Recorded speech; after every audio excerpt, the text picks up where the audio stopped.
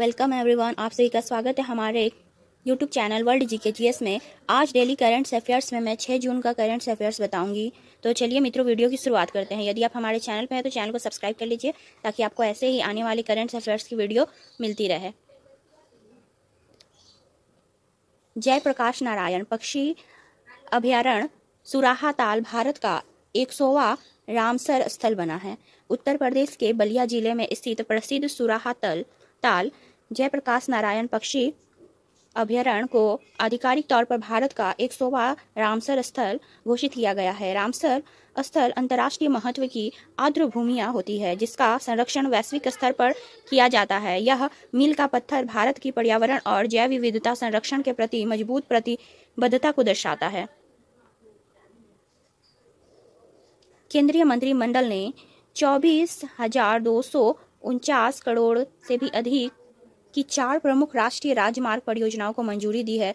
प्रधानमंत्री नरेंद्र मोदी की अध्यक्षता में आर्थिक मामलों की कैबिनेट कमेटी ने देश के 4 राज्यों ओडिशा, तेलंगाना, बिहार और मध्य प्रदेश में कनेक्टिविटी सुधारने के लिए 700 किलोमीटर से भी अधिक लंबे नए हाईवे प्रोजेक्ट को मंजूरी दी है। यह परियोजनाएं पीएम गति शक्ति राष्ट्रीय मास्टर प्लान के तहत बनाई जा रही है ताकि माल ढुलाई की लागत और यात्रा के समय को कम किया जा सके। भारत सरकार ने विदेशी संस्थागत निवेशकों के लिए सरकारी बॉन्ड पर टैक्स छूट की घोषणा की है। भारतीय वित्तीय बाजार में विदेशी पूंजी के निवेश को तेजी से बढ़ाने के लिए सरकार ने एक बड़ा आर्थिक सुधार किया है। अब विदेशी संस्थागत निवेशकों को भारत सरकार के बॉन्ड्स में निवेश करने पर long term capital gains tax और ब्याज आयकर नहीं देना होगा। इस कदम से भारतीय रुपये को मजबूती मिलेगी।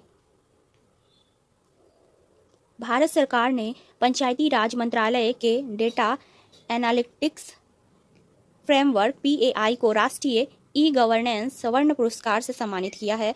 पंचायती राज मंत्रालय के प्रमुख डिजिटल पहल राष्ट्रीय एडवांसमेंट इंडेक्स ने राष्ट्रीय ई गवर्नेंस पुरस्कार में गोल्ड अवार्ड जीता है। यह भारत का पहला ऐसा डेटा संचालित ढांचा है जो देश के 2.6 लाख से भी अधिक ग्राम पंचायतों के विकास और प्रशासनिक प्रदर्शन का मूल्यांकन डिजिटल रूप में करता है। भारत प्रोजेक्ट ग्लासविंग में शामिल हुआ। क्लाउड माइथोस एआई तक मिली पहुंच। साइबर सुरक्षा को अभेद्य बनाने के लिए भारत वैश्विक पहल प्रोजेक्ट ग्लासविंग का हिस्सा बन गया है। इसके तहत भारत को अत्याधुनिक क्लाउड माइथोस एआई मॉडल का एक्सेस मिला है जो देश के महत्वपूर्ण डिजिटल बुनियादी ढांचे जैसे पावर ग्रिड, बैंकिंग सिस्टम में सॉफ्टवेयर की कमियों को पहचान कर साइबर हमलों से सुरक्षा प्रदान करेगा। केंद्रीय मंत्री डॉक्टर जितेंद्र सिंह ने जम्मू में भारत के 7वें राष्ट्रीय क्षेत्रीय मौसम विज्ञान केंद्र आरएमसी का उद्घाटन किया है।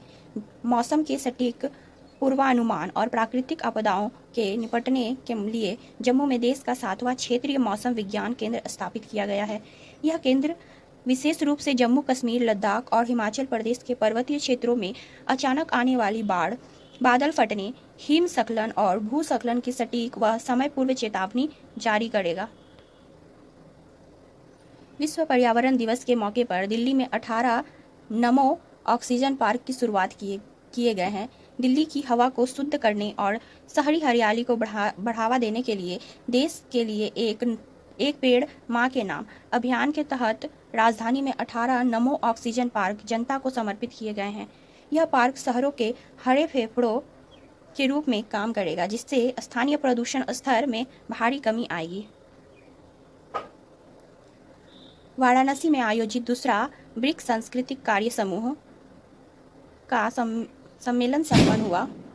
भारत की ब्रिक्स अध्यक्षता के तहत उत्तर प्रदेश के वाराणसी में विभिन्न देशों के सांस्कृतिक प्रतिनिधियों की बैठक संपन्न हुई है। इस बैठक का मुख्य निष्कर्ष यह रहा है कि सभी सदस्य देश प्राचीन सांस्कृतिक धरोहर के संरक्षण और अवैध रूप से विदेशों में ले जाई गई ऐतिहासिक कलाकृतियों को वापस लाने के लिए मिलकर काम करेंगे। तमिलनाडु में लुप्तप्राय राजकीय पशु नीलगिरी तहर की आबादी बढ़कर 1364 हुई है।